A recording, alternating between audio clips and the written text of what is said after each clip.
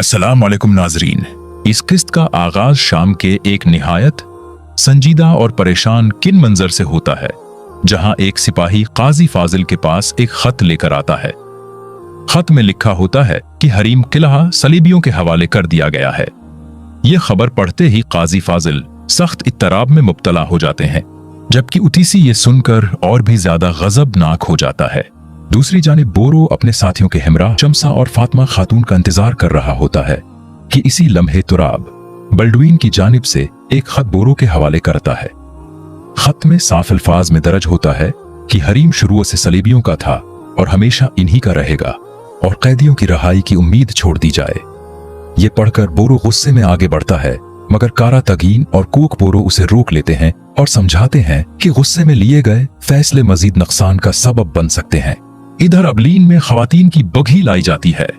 जैसे ही शम्सा खातून सिपाहियों को देखती हैं, वो फौरन कह देती हैं कि ये सलाहुद्दीन अय्यूबी के सिपाही नहीं हैं। सबला को बताया जाता है कि लॉर्ड जोडास के हुक्म पर उन्हें यहाँ लाया गया है।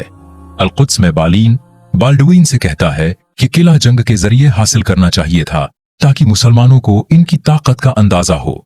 इसी दौरान दीवान में ये खबर पहुंचती है कि सबला को कैदी बना लिया गया है, जिस पर बाल्डुइन शदीद गुस्से में आ जाता है।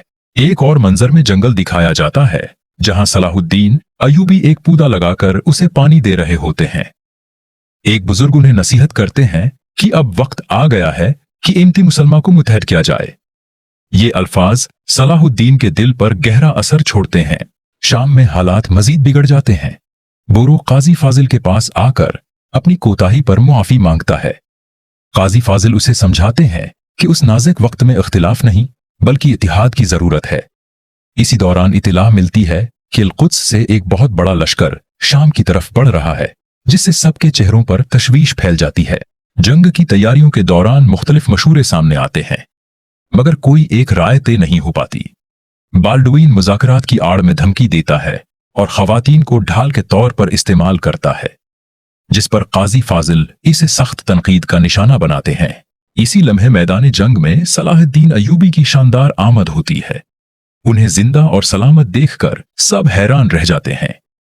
सुल्तान ऐलान करते हैं कि अब नरमी का वक्त खत्म हो चुका है।